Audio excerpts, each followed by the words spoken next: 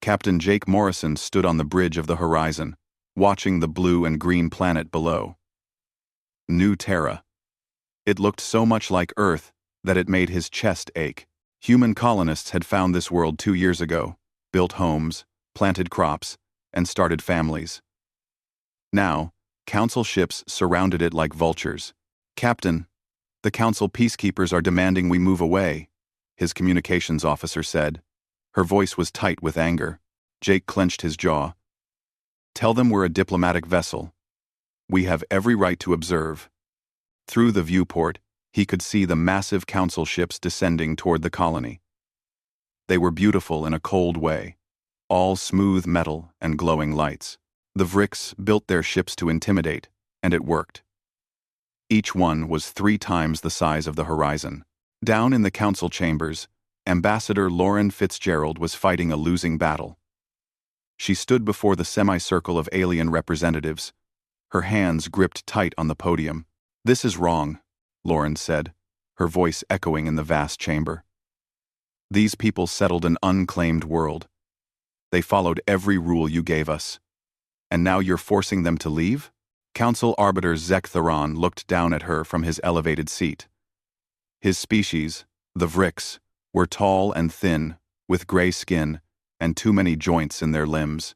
When he spoke, his voice came out in perfect English, translated by the implant in his throat. "The outer sectors are restricted, Ambassador. This has been Council law for 8,000 years. But no one told us that world was restricted." Lauren shot back. "It wasn't on any of your maps. We asked for permission before we sent colonists, and we are telling you now." Zek Theron's voice didn't change tone. It never did. "The colonists will be relocated to approved zones. This discussion is finished." A People San. NE5. Lauren felt heat rise in her face. 20 years. Humanity had been part of the Galactic Council for 20 years, and in that time, every door had slowly closed. First, they couldn't explore certain regions. Then, they couldn't trade freely. Then, their weapons were restricted. Now, this. "May I remind the Council," she said carefully, "that when humanity joined, we were promised equal treatment. We were promised the same rights as every other member species." A rippling sound came from the Council seats. It took Lauren a moment to realize they were laughing. Not all of them, but enough.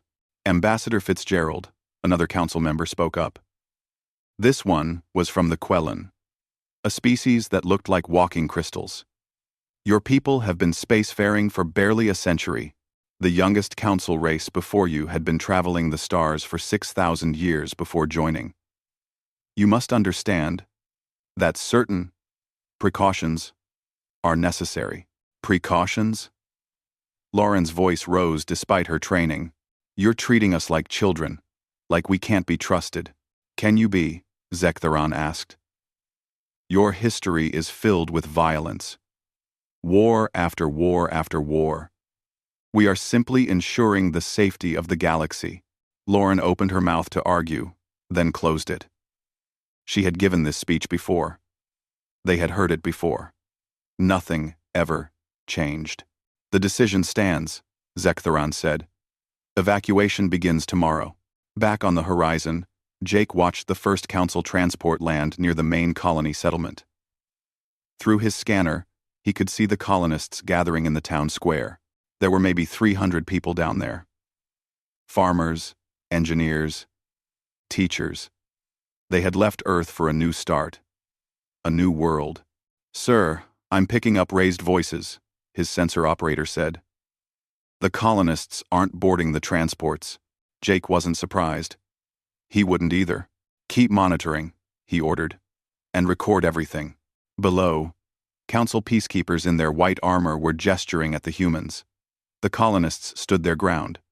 One man, probably the colony leader, was arguing with a peacekeeper commander.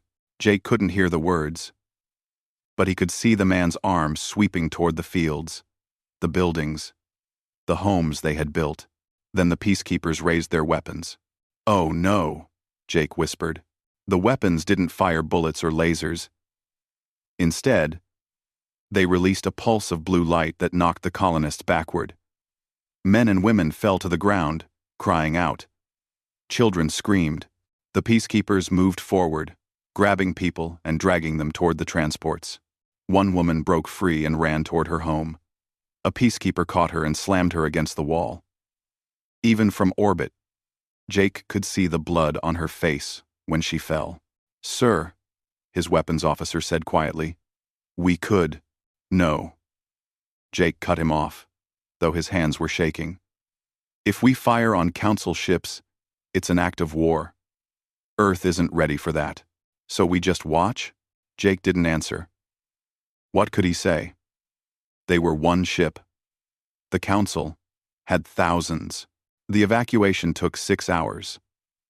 The colonists were loaded onto transports like cargo, their belongings left behind. When the last ship lifted off, Council peacekeepers set fire to the colony. Jake watched the flames consume the buildings, the crops, everything the colonists had built. "Why burn it?" someone on the bridge asked. "Why not just leave it?" "They're making a point," Jake said bitterly. "Humans don't belong in the outer sectors. This is what happens if we forget our place." 2 weeks later, Jake sat in a bar on Earth's orbital station. The news feeds were playing on every screen, showing protests in London, New York, Tokyo, Mumbai. People were angry. They wanted their government to do something, but what could Earth do? The Council controlled the jump gates. They had the bigger ships, the older technology, the numbers. Humanity was one planet in a galaxy of thousands. Lauren slid into the seat across from him. She looked tired, older than her 40 years. "The Council released new regulations today," she said, ordering a drink. "All human technological innovations must now be submitted for approval before use. They want to review our research, our ship designs, everything." Jake stared at her. "They're trying to control what we can invent? It's for the safety of the galaxy," Lauren said, her voice mocking the Council's tone. "We're too unpredictable, too creative. They say it's temporary, just until we prove we can be responsible. And you believe that?"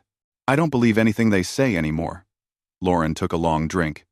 "Jake, I've been going through old Council records, public stuff, but things nobody really reads.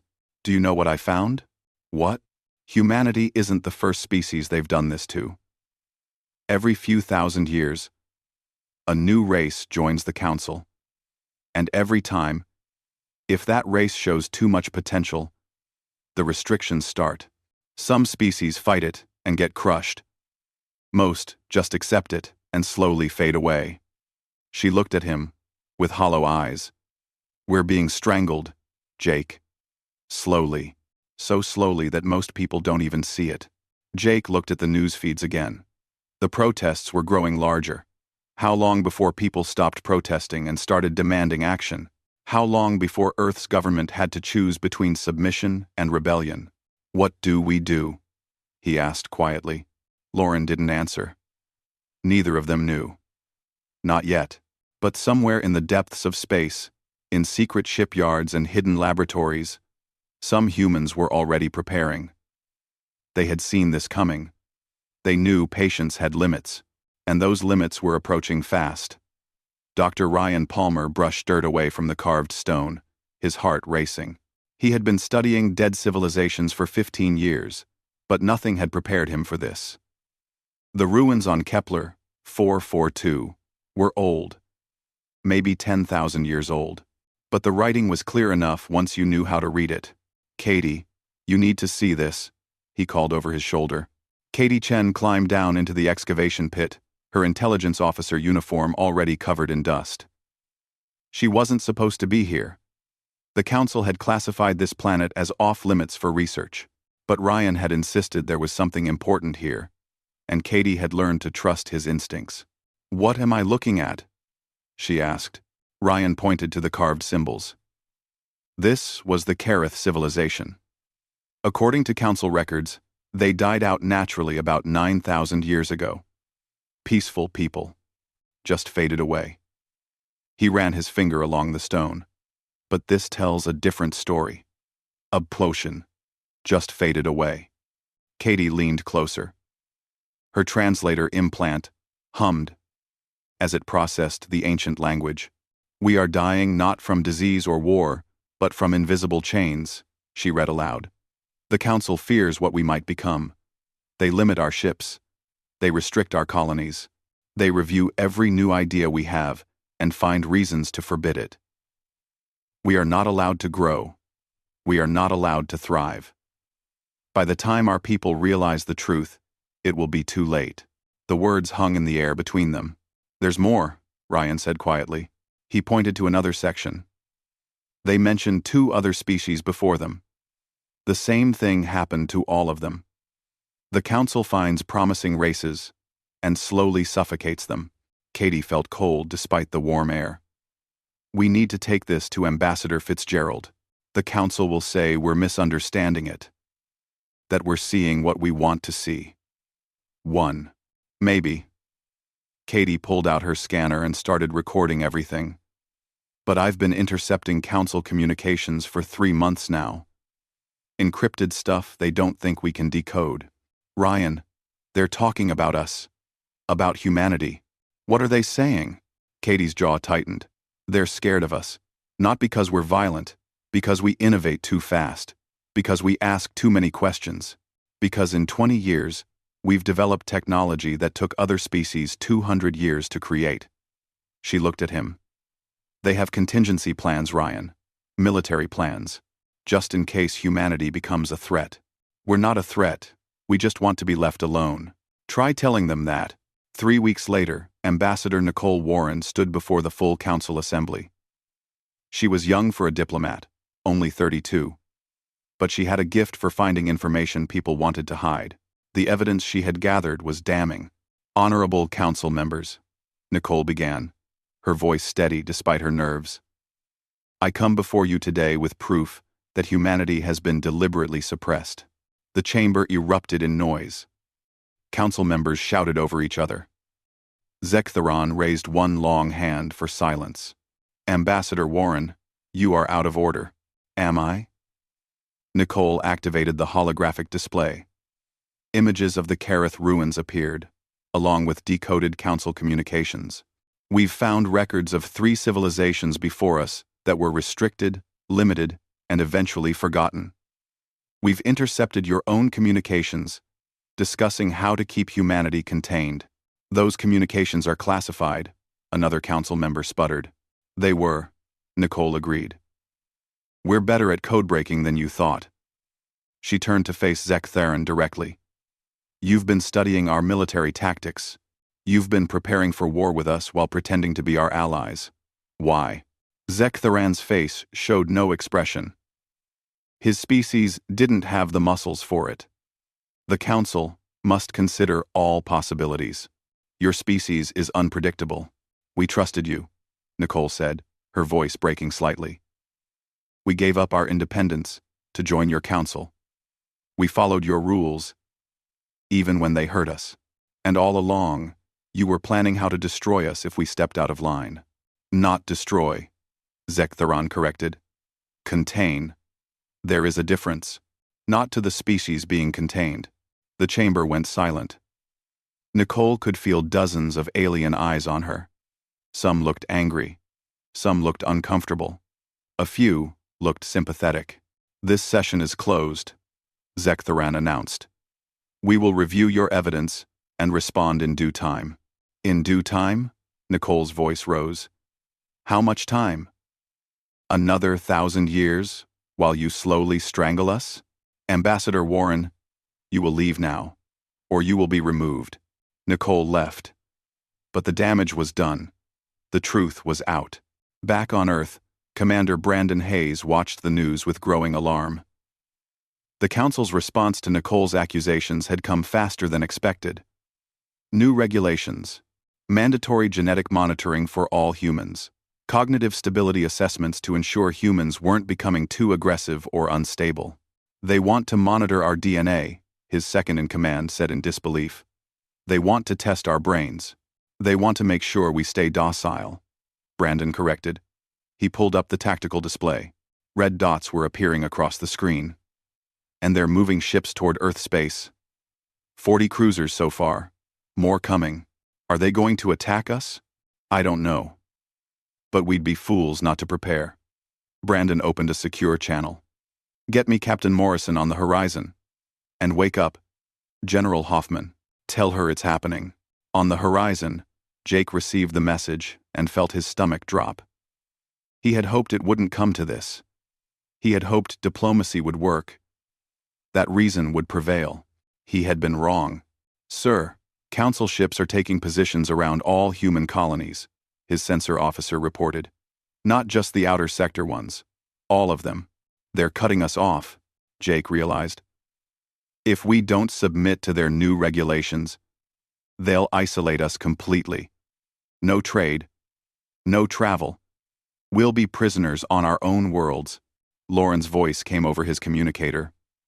Jake, I need you to come to Earth. Now. The president is calling an emergency session. What's happening? What should have happened 20 years ago? Lauren said grimly. We're making a choice. Submission or freedom. There's no middle ground anymore. Jake looked out at the stars. Somewhere, out there, Council ships were moving into position. Somewhere, human colonists were being surrounded. Somewhere, the future of his species was being decided. Set course for Earth, he ordered. Maximum speed.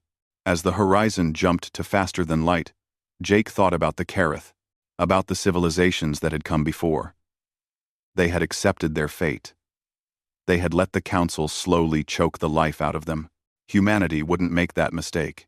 In his private chambers, Zektharan reviewed the latest reports. Human activity was increasing. Ships moving. Communications scrambling. They were planning something. Good. Let them plan. Let them rage against the inevitable. The Council had crushed rebellions before. Humanity would be no different. He was wrong about that too.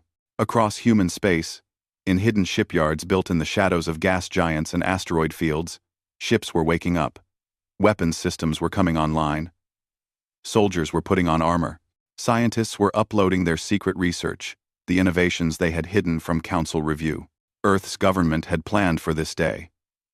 Not because they wanted war, but because they knew that sometimes peace required the ability to fight. The Council had gone too far, and humanity's patience was finally shattered. President Daniel Martinez looked at the faces on the screen before him. Governors from every colony, military commanders, scientists, representatives from every nation on Earth. They all waited for him to speak. He took a deep breath. 20 years ago, we joined the Galactic Council with hope in our hearts, he began. We believed we were joining a community of equals. We believed the galaxy would welcome us as partners. He paused. We were wrong. The screens showed people nodding. No one disagreed. The Council has shown us what they really think of humanity.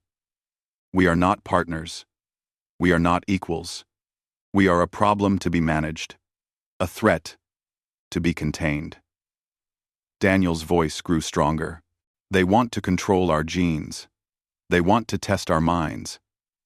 They want to decide what we can invent, where we can live, how we can grow. He stood up straighter. As President of the United Earth Government, I am announcing that humanity will no longer comply with Council restrictions. We will no longer accept their rules. We will no longer bow to their authority. His next words would change everything.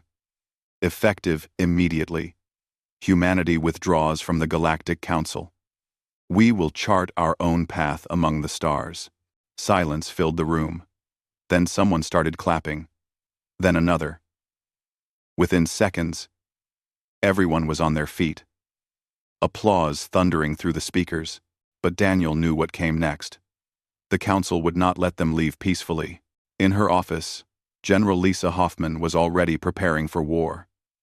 She had spent 10 years planning for this moment, hoping it would never come. Now it was here. Activate the hidden shipyards, she ordered. Bring all defensive platforms online. Get our fleet into position. Her aide looked nervous. General, the Council has 300 ships in our region of space. We have maybe 60. 58, actually, Lisa corrected. But they're not expecting what we've built. She pulled up a hologram showing Earth's secret preparations. Over the past decade, while pretending to accept Council limits, humanity had been building. Not many ships, but better ones. Ships designed using technology the Council had never seen. Get me Dr. Vasquez, she said. Dr. Eric Vasquez arrived within minutes, carrying a data tablet. He looked excited and terrified at the same time. Is it ready? Project Prometheus? Yes. Eric activated the tablet. We've kept our best technology hidden for years. New engines that are 30% faster than Council drives. Weapons systems based on magnetic acceleration instead of plasma. Shield generators that can rotate frequencies to confuse enemy targeting. Will it be enough? Against Council ships? Yes. They haven't updated their military technology in 1,000 years. They haven't had to. Eric hesitated. But General, we're still outnumbered 5-1. Technology only gets you so far. Then we'll have to be smarter than them. Lisa looked at the tactical display. The Council fights like they govern. Rigid. Predictable. They have rules for everything. Even war. We don't. On the other side of the galaxy, Commander Chris Bennett was doing something incredibly dangerous. He was sneaking into Council territory to evacuate human colonists. His ship, the Pathfinder, was small and fast. Perfect for slipping past Council patrols. He had already pulled 200 people from 3 different colonies. Commander, we've got 6 more families on the surface of Andromeda 7, his pilot reported. But there's a Council cruiser in orbit. How close? Close enough to see us if we land. Chris thought for a moment. Can we send down the shuttle while we stay in the shadow of the moon? It'll be tight. Everything we're doing is tight. Do it. The shuttle launched, skimming low across the moon's surface before dropping to the planet below. Chris watched the Council cruiser on his sensors. It didn't move. Didn't react. 20 minutes later, the shuttle returned with the colonists. Men, women, children, packed into a space meant for half their number. But they were safe. That's the last one in this sector, Chris said. Set course for the rendezvous point. Let's go home. In the Council chambers, chaos reigned. Humanity's withdrawal had sent shockwaves through the government. Some species were shocked. Some were angry. A few were quietly pleased. Zektheron called for order. The human rebellion must be crushed quickly and decisively. We will send our fleet to Earth and force them to reconsider. Force them? A voice spoke up from the back. It belonged to a Krell representative, a species that looked like walking bears. Is that wise? Humans are stubborn. Pushing them might make things worse. The Krell abstained from voting on human restrictions, Zektheron noted coldly. Perhaps your judgment is clouded by sympathy. Perhaps your judgment is clouded by fear, the Krell shot back. Before Zektheron could respond, another representative spoke. This one was Vaxian, a species with 4 arms and green skin. I must ask the Council to consider the evidence Ambassador Warren presented.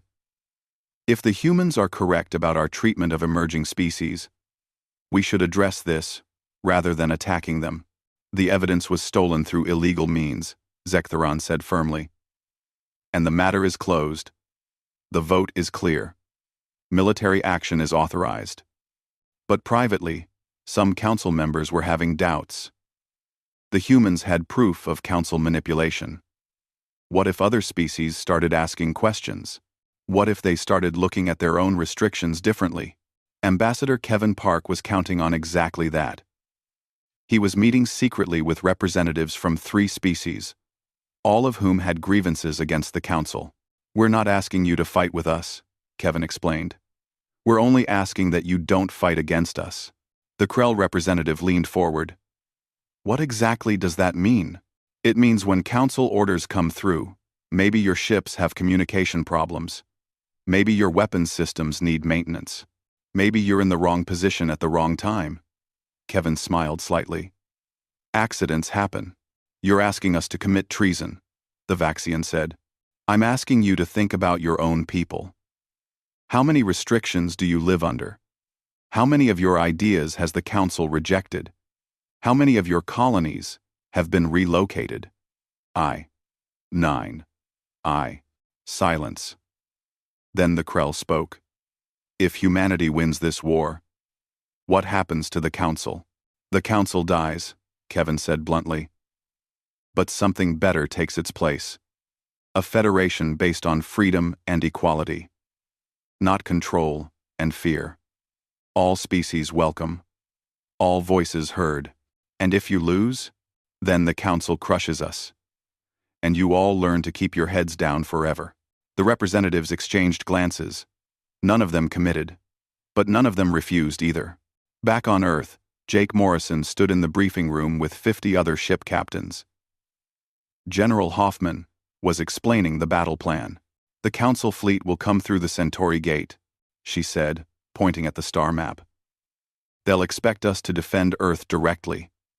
Instead, we're going to hit them while they're still in formation, after the jump." "That's suicide," one captain muttered. "That's surprise," Lisa corrected. "They think we're weak. They think we'll hide behind our planet and hope they show mercy. We're going to show them exactly how wrong they are." She changed the display. "Captain Morrison, your ship will lead the first wave. Your job is to break their formation. Make them scatter. Make them confused." Jake nodded. "Understood. The rest of you will follow in 3 waves. Fast strikes, hit and run. Don't try to destroy their ships. Just damage them. Make them afraid." Lisa looked at each captain. "We can't win a straight fight. But we don't have to. We just have to make them think twice about attacking us." As the meeting ended, Jake caught up with Lauren in the hallway. "Are we really doing this?" he asked quietly. "Fighting the entire council?" "We don't have a choice anymore," Lauren replied. "They took that from us. And a lot of people are going to die." "I know." Her eyes were sad but determined. "But if we don't fight, we die slowly. At least this way, we die on our feet." Jake wanted to argue, wanted to find another way. But he knew she was right. The council had drawn the line. Now humanity would defend it. Across human space, families said goodbye to their loved ones. Soldiers boarded ships. Engineers made final checks on weapon systems. Everyone knew what was coming. In the darkness of space, 2 fleets moved toward each other. One, massive and confident. One, small and desperate. The galaxy held its breath. War was coming. The Council fleet came through the Centauri gate in perfect formation. 300 ships arranged in precise rows, their weapons powered but not yet firing. They expected humanity to surrender. They expected fear. Admiral Alex Morgan watched them from the bridge of the Defiant, humanity's flagship. He had fought in Earth's last war, back when humans only killed each other. He had hoped those days were behind him. "All ships report ready," his tactical officer said. "Good." Alex took a deep breath. "Send the message." Across all frequencies, human and alien alike, his words went out. "This is Admiral Alex Morgan of the Terran Defense Fleet. You have entered human space without permission. Turn back now, or face the consequences." On the Council flagship, the Vrix commander actually laughed.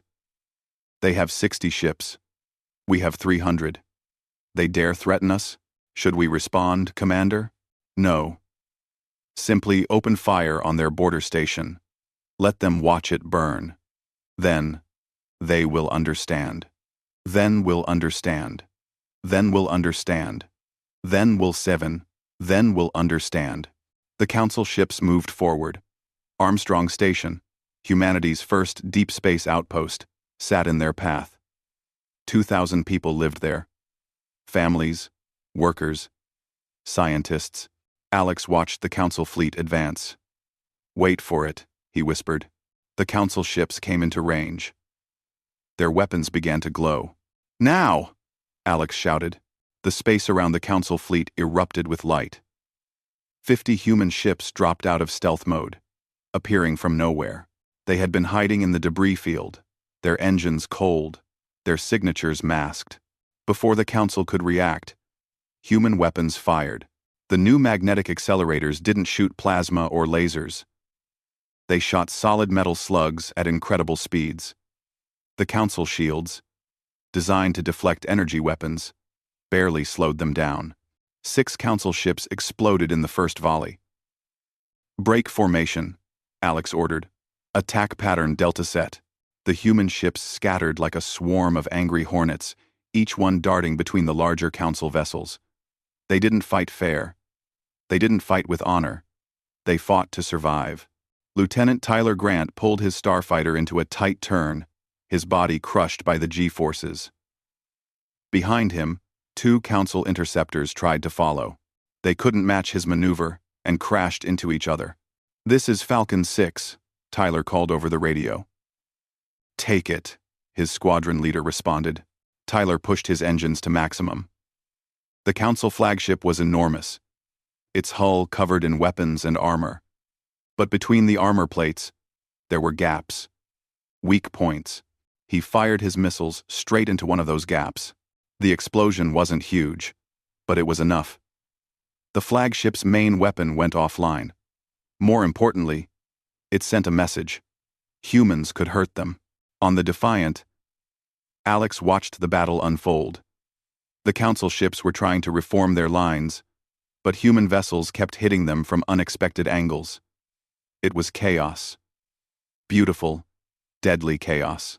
"Sir, the council is requesting a ceasefire," his communications officer reported. Shock in her voice. "Denied," Alex said coldly. "They came here to destroy us. Now they can face what that means." The Battle of Centauri Gate lasted 6 hours. When it ended, 70 council ships were destroyed or too damaged to fight. The humans had lost 12 ships.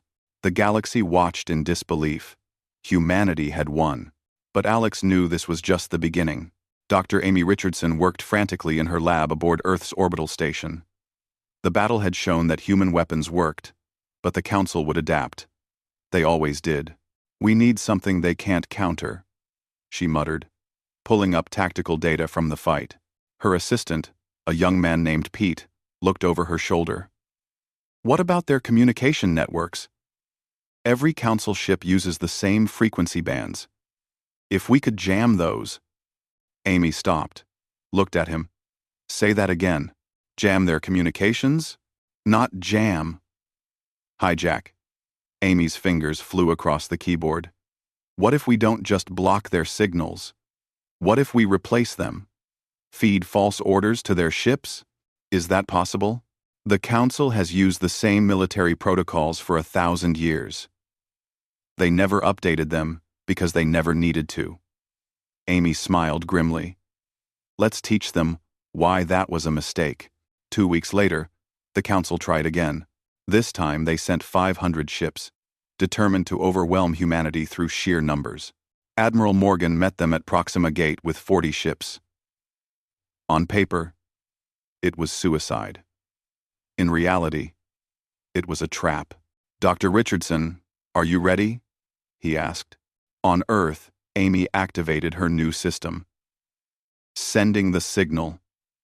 Now, invisible waves of data spread across space, infiltrating Council communication networks. Suddenly, Council ships started receiving orders that seemed to come from their commanders. Orders to change formation. Orders to hold fire. Orders that made no sense. Confusion rippled through the Council fleet. Ships turned the wrong way, fired at empty space, broke formation, trying to follow contradictory commands. "Now," Alex ordered. "Hit them hard." The human fleet struck like a hammer. Without coordination, the Council ships couldn't mount an effective defense. They had superior numbers and superior firepower, but none of it mattered when they couldn't work together. The battle became a rout. Council ships fled back through the gate, leaving behind wreckage and damaged vessels. On the Council homeworld, Zektheron watched the battle reports with growing horror. 2 defeats. 2 humiliating defeats against a species that barely understood space travel. How is this possible? He demanded. His military advisor, a scarred veteran of a dozen conflicts, spoke carefully. The humans don't fight like us. They have no honor, no rules. They use tricks and deception. Then we must adapt. To what? Every time we think we understand their tactics, they change. They're unpredictable. Creative. The advisor paused. Commander, maybe we should consider negotiations. Negotiations? Zektheron's voice rose. We are the Galactic Council. We do not negotiate with rebels. But privately, he was beginning to understand. Humanity wasn't just fighting a war. They were fighting differently than any species the Council had ever faced. Meanwhile, Ambassador Kevin Park's quiet diplomacy was bearing fruit. More species were experiencing technical difficulties when ordered to fight humans. Supply lines were mysteriously delayed. Intelligence reports were somehow incomplete. The Krell made it official first. They announced they were withdrawing their ships from the conflict, citing internal political concerns. Then the Vaxians did the same. Then 3 more species. The Council's massive military advantage was crumbling. Tyler Grant became something of a hero. His starfighter squadron had destroyed 18 Council ships across 4 battles. News networks across human space showed footage of his daring attacks. But Tyler didn't feel like a hero. He felt tired. How long can we keep this up? He asked his wingmate one night in the pilot's lounge. Until we win or die, I guess. That's not much of a choice. It's the only choice we've got. Tyler thought about the Council ships he had destroyed. How many people had been on those ships? Did they have families? Did they believe in what they were fighting for? Or were they just following orders? War didn't care about questions like that. After 3 months of fighting, the Council had lost over 400 ships. Humanity had lost 90. The numbers should have favored the Council, but morale was breaking. Council species started asking questions. Why were they fighting? What had humanity actually done wrong? The official answers didn't satisfy anyone. Protests began on Council worlds, small at first, then growing. People demanding peace. People demanding answers about the treatment of emerging species. General Hoffman watched the intelligence reports with satisfaction. We're not just winning battles, she told her staff. We're winning hearts and minds. The Council still has thousands of ships, someone pointed out, but they're losing the will to use them. Lisa smiled. Sometimes the best weapon isn't a gun. It's an idea. The idea that species should be free, that rules should be fair. That strength didn't give you the right to control others. Humanity was spreading that idea across the galaxy, one battle at a time. And the Council, for all its power and history, had no defense against it. Zektheron sat alone in his chambers, staring at the latest casualty reports. The humans were going to win. He could feel it. Not because they were stronger, but because they refused to give up. The Council had made a mistake. They had pushed humanity too far, and now everyone would pay the price for that error. The war ended, not with a great battle, but with a message. 18 months after the first shot was fired, the Galactic Council sent a simple transmission to Earth. We request immediate peace negotiations. President Martinez read the message 3 times before he believed it. The mighty Council, which had ruled the galaxy for 12,000 years, was asking humanity for peace. What are our terms? General Hoffman asked. Our terms? Martinez looked at her. Lisa, we didn't start this war to conquer anyone. We started it to be free. Then let's make sure everyone else gets to be free too. The peace talks were held on a neutral station, far from both Earth and Council space. Admiral Alex Morgan, led the human delegation. He had fought the council for 18 months. Now he would negotiate with them. Zektheran sat across from him, looking smaller somehow. Defeat had aged the Vrix commander. "State your terms," Zektheran said quietly. Alex pulled up a document. "The Galactic Council will be dissolved. Effective immediately." Gasps came from the council delegation. Zektheran's face showed no emotion, but his hands trembled slightly. "That is unacceptable. The council has maintained peace for thousands of years. The council has maintained control," Alex corrected. "There's a difference. You didn't create peace. You created submission. And what would replace us? Chaos? Freedom?" Alex changed the display. "We propose a federation of free worlds.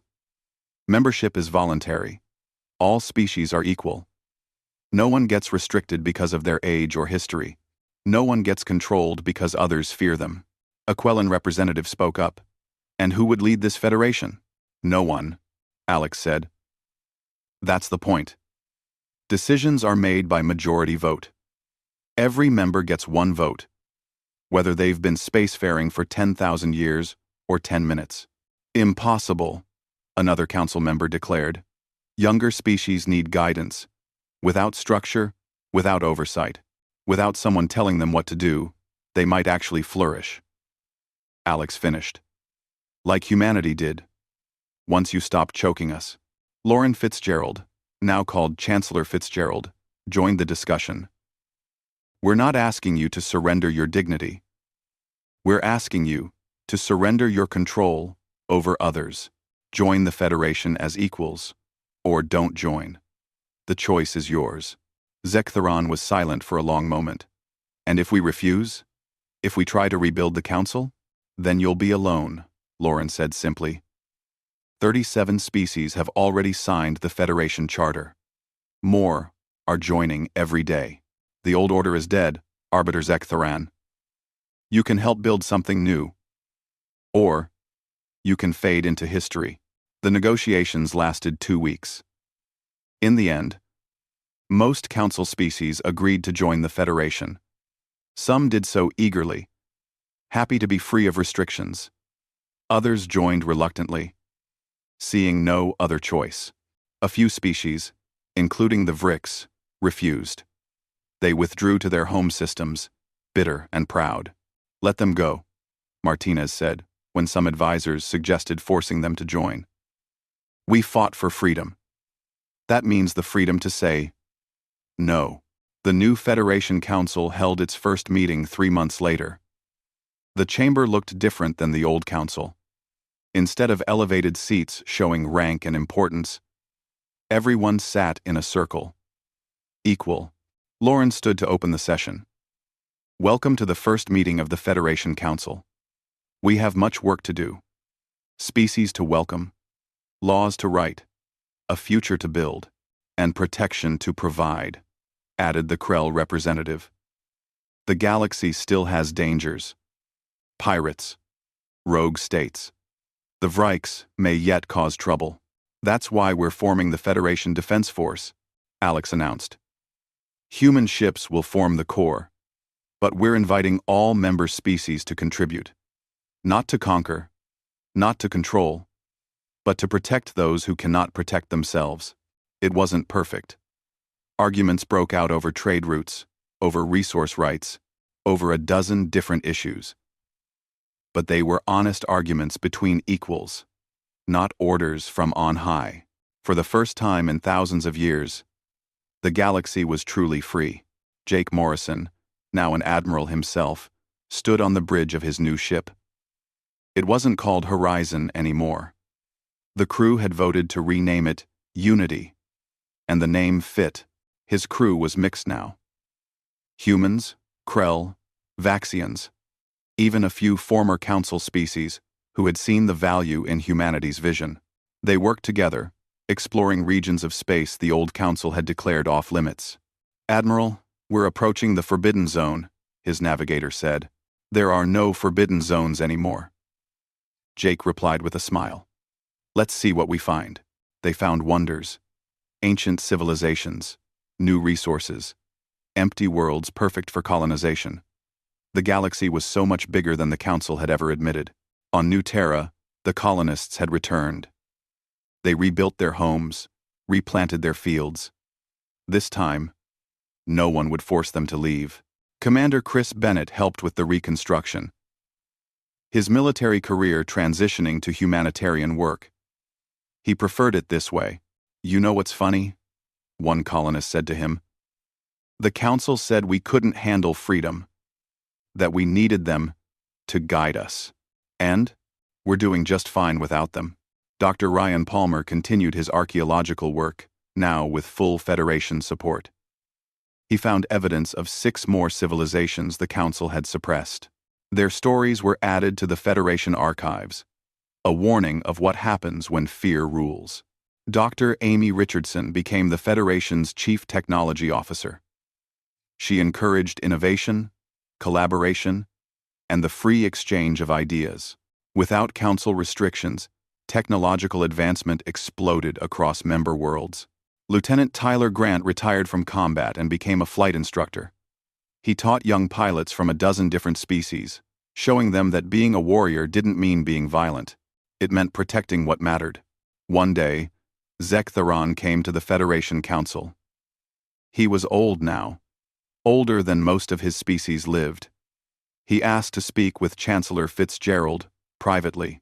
I want to understand, he said simply. Lauren looked at him with surprise. Understand what? How you won. Not the battles. I understand tactics and strategy. I mean how you won the hearts of so many species. How you turned the galaxy against us. Lauren thought about her answer carefully. We didn't win hearts. We just reminded people that they had them. The Council ruled through fear and control for so long that people forgot what freedom felt like. We maintained order. We prevented war. You prevented life, Lauren said gently. Order without freedom isn't peace. It's just slow death. Zek Theron was quiet for a long moment. I see that now. Too late, but I see it. He looked at her with ancient eyes. What we did to you, to the Kareth, to all the others, it was wrong. I knew it then. I know it now. But the Council was all I had ever known. Then learn something new, Lauren suggested. Join the Federation. Not as the Vryk's representative, but as Zek Theron. See what we're building. 1. Would you trust me after everything? Trust is earned. But everyone deserves a chance to earn it. Zek Theron left without answering. But a month later, he returned and asked to join. Not as a leader, but as an advisor. Someone who could help the young Federation avoid the mistakes the old Council had made. 5 years after the war ended, young Matt Cooper graduated from the Federation Academy. His parents had been colonists on New Terra. He had grown up hearing stories of the war, of humanity's fight for freedom. Now he stood on the bridge of the Explorer, a joint human-alien vessel, ready for his first deep space mission. Captain Cooper, his Krell first officer said with a grin. Where to? Matt looked at the star map. So many unexplored systems. So many possibilities. Somewhere no one's ever been, he said. Let's find out what's really out there.